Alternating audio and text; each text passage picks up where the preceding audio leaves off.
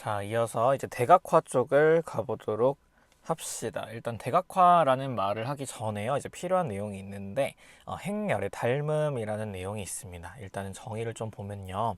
만약에 이 A라는 행렬이 있고 B라는 행렬이 있는데 서로 닮았다라고 말을 하면은 이게 어떤 등식이 성립하면 되는 거냐면 어떤 행렬의 가역행렬이고요. 이제 그거의 역행렬 관계로 양쪽에 이렇게 곱해지는 거예요. A한테. 물론 이제 이게 B 쪽에 곱해도 상관은 없습니다만. 아무튼 둘 중에 하나의 행렬에 대해서 임의의 행렬이 역행렬 관계로 곱해지고 그 다음에 이 가운데 끼인 행렬 A가 존재하고 요 등호가 성립하게 된다라면은 A는 B랑 닮았다라고 말을 할 수가 있대요. 자, 그러면 이렇게 등호 성립할 때 여러 가지 장점들이 있는데 뭐 예를 들어서 양변에 행렬식을 주면요. 이제 이거 행렬식의 성질로부터 요거 이제 다 곱으로 쪼개져요. 이렇게 그죠? 자, 그랬을 때 얘랑 약분되면서 A랑 B의 행렬식이랑 같고요. 그 다음에 예를 들어서 양변에 트레이스를 주면요. 이 트레이스 입장에서는 우리가 이 두 행렬에 대해서 곱을 교환할 수가 있었는데요. 얘랑 서로 교환을 해봐요. 교환을 해보면은 이게 AQQ 인버스 되면서 날아가면 A의 트레이스 뭐 이런 식으로 이 등호를 성립하게 하는 조건 하에 이제 우리는 이 여러 가지 A랑 B에 대해서 같은 부분이 발생을 하고 정확하게 같은 행렬은 아니지만 그래서 그 같은 부분에 대해서 공유하는 바가 있으니까 행렬끼리 서로 닮았다라고 말을 한다라고 합니다. 자, 그래서 일단 이 닮았으면은 그 만족하는 것들이 있는데 걔네들을 좀 잘 외워주시고요. 걔네들은 행렬식이 같고 그 다음에 트레이스가 같고 랭크가 같고 특성 다항식, 그러니까 고유치를 구하는 식이 같고 그러면 당연히 고유치도 같고요. 다만 고유 벡터는 같지 않다라는 거. 일반적으로 이 정도에 대해서 공유를 하는 바가 있다라는 거를 잘 기억해 주세요. 닮음의 성질입니다. 자, 그러면 이런 문제들에 대해서 좀 풀어볼 수 있는 게 지금 이 상황에서요. 이 S가 뭔지는 모르겠습니다만 역행렬 관계로 곱해져 있으니까요. 이 가운데 끼인 D랑 반대편에 있는 A는 닮았어요. 지금 A랑 D는 닮음. 그럼 여러 가지 트레이스, 행렬식, 랭크, 뭐 고유치 이런 것들을 공유를 할 건데 여기서 D에 대한 트레이스를 구하세요. 그리고 행렬식을 구하세요. 해서 두 개를 더하세요가 돼버리면은 우리가 A랑 D가 닮았다라는 걸 알기 때문에 이 상태에서 A의 트레이스와 A의 행렬식을 구해서 더하는 걸로 대체할 수가 있고 그럼 이제 A의 트레이스는 1이고 이제 A의 행렬식은 얘한테 라플라스 관계 써주면 얘 곱하기 풀 곱하기 소행렬식이 마이너스 4가 되는 거니까 답을 마이너스 3이다. 이런 식으로 닮은 행렬을 알고 있으면은 우리가 어떤 행렬을 분석하는 데 있어가지고 도움을 받을 수 있더라. 이런 얘기들이 됩니다. 마찬가지로 자 여기서요. 지금 이 행렬을 제가 D라고 말을 해볼게요. 그럼 이 D랑 A는 서로 닮았습니다. 그랬을 때 요거는 뭐냐면 트레이스 D가 되는 거고요. 지금 이만큼의 배치가 이렇게 배치가 되어 있으니까. 근데 A랑 D랑 닮았기 때문에 우리는 트레이스 A로 대신할 수 있고 A의 트레이스를 구해보면 그게 6이 되는 거니까요. 답을 4번 6이다. 이런 식으로 찍어줄 수가 있다. 이렇게 볼 수 있는 거. 자, 그 다음에 이게 지금 A랑 B가 다시 닮았고요. 닮았을 때 지금 A랑 B에 관한 설명 중 틀린 것을 찾으라고 하는데 일반적으로 닮았을 때는 행렬식이랑 트레이스랑 랭크는 같아요. 하지만 일반적으로 고유 벡터가 같지는 않기 때문에 이 닮은 행렬의 성질로부터 이렇게 설명하면 되겠다 생각이 듭니다. 일단은 이 닮음에 대한 정의를 좀 해봤어요. 자, 그럼 이제 본격적으로 자, 이어서 그럼 대각화에 대한 얘기를 좀 해보도록 합시다. 지금까지 했었던 얘기가 이제 닮음에 대한 얘기였는데요. 이제 어떤 두 행렬이 닮았으면 하나의 행렬을 조금 조사하는 데 있어가지고 닮은 행렬에 대한 요소를 좀 이용할 수가 있죠.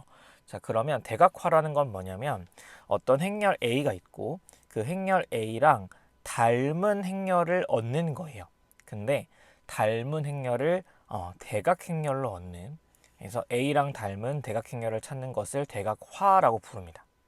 그러면 대각행렬의 특징은요. 대각행렬 보통 이제 다이고널 매트릭스라서 D라고 많이 쓰는데 뭐 예를 들어서 이런 식으로 쓰여 있는 행렬이 있어요. 그럼 얘가 이제 보자마자 랭크, 행렬식, 트레이스 등등을 알기가 너무 쉽다라는 거죠. 그래서 이 닮은 대각행렬을 알고 있으면은 그 닮은 대각행렬에 대한 정보들을 가지고서 A를 관찰할 수 있으니까 A의 대각화로부터 이제 우리는 여러 가지 A에 대한 정보들을 잡아낼 수가 있더라. 그럼 이제 이걸 어떻게 시키느냐라는 얘기는 일단은 닮음에 대한 식을 만들어야 되기 때문에 이런 식을 만드는데 여기서 P의 여부에 관계없이 일단은 A랑 D는 닮았다라고 말할 수 있겠죠. 근데 그때 이제 이 전체의 식을 대각화의 식이라 부르고요. 얘는 이 순서를 반드시 외워주셔야 됩니다. P 인버스 AP는 D.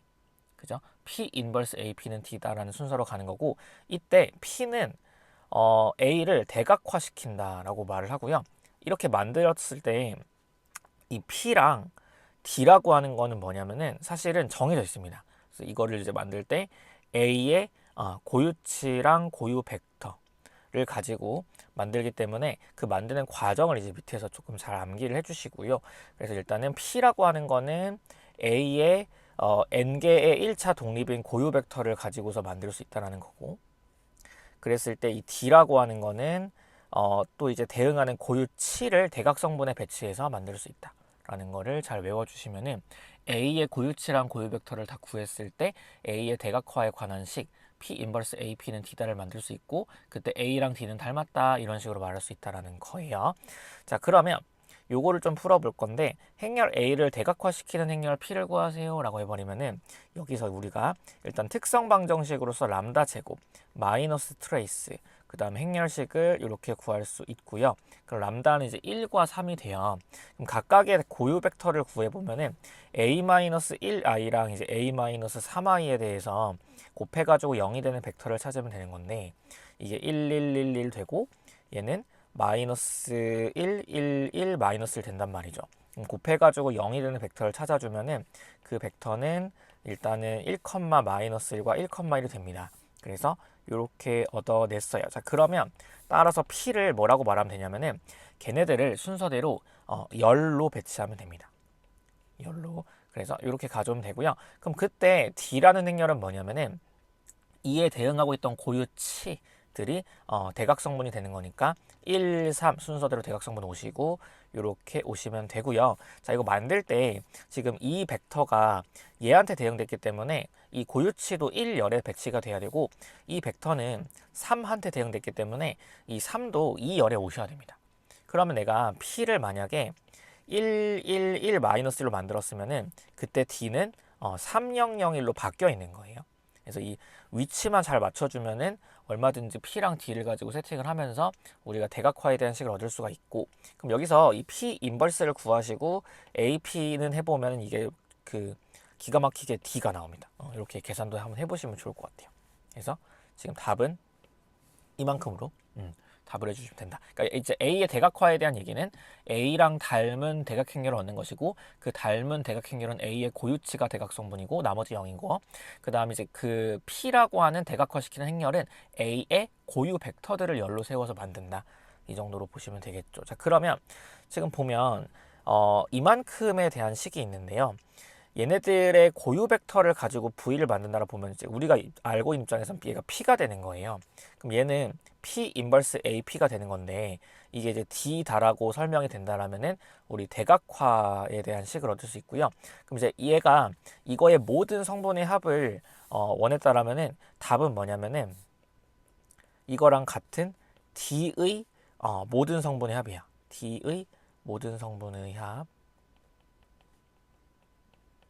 근데 이 D라고 하는 거는 A의 고유치로서 이제 대각성분이 되는 거잖아요. 람다 1, 람다 2, 람다 3. 그럼 여기에 모든 성분의 합을 해버리면은 그게 람다 1 플러스 람다 2 플러스 람다 3가 되는 것이고 그럼 얘는 트레이스 A가 되는 것이고 그래서 얘는 0이 된다. 뭐 이런 식으로 말을 할 수가 있겠죠. 그죠? 이렇게요. 자, 그래서 고유치 합은 또 이제 A의 트레이스라는 앞에서의 고유치 성질까지 같이 결합이 되면서 자 그래서 정리를 해보면 A라고 하는 행렬이 있고 지금 이 문제에서 V는 설명을 읽어보니까 고유 벡터들을 가지고 만들었다라고 하니 우리가 앞에서 배웠던 P랑 같은 거고요. 그러면 지금 이만큼은 P 인버스 AP로서 이제 대각화에 대한 식이 만들어지고 그래서 얘가 D다. 그럼 이거의 모든 성분의 합은 D의 모든 성분의 합이고 D의 모든 성분의 합은 지금 람다 1부터 람다 3의 덧셈인데 이게 지금 A의 고유치 합이기 때문에 트레이스 A로 대신할 수 있다. 그래서 트레이스 A를 구하세요에 대한 문제가 되면서 결국엔 닮음과 그 다음에 고유치 고백 성질에 대해서 가지고서 풀 수 있는 문제였습니다. 자, 그럼 6번. 다음 중 옳은 것을 모두 고르면 이라고 하면은 자, 1번 n개의 서로 다른 고유치를 갖는 n/n 행렬은 반드시 가역이다. 이게 고유치가 서로 다 다르다라고 해서 가역을 말할 수는 없어요. 왜냐하면 행렬식이요. 이게 이제 고유치의 곱인데 이 중에 0이 들어있으면 이제 행렬식 0이 되면서 가역이 안 될 수가 있습니다. 그죠? 그래서 서로 다른 고유치를 갖는다라고 가역을 말할 수는 없고요. 2번 V가 행렬 A의 고유 벡터면 반드시 A의 5승의 고유 벡터가 돼요. A가 5승이 되면은 고유치도 5승이 되지만 고유 벡터는 변하지 않습니다. 자, 3번.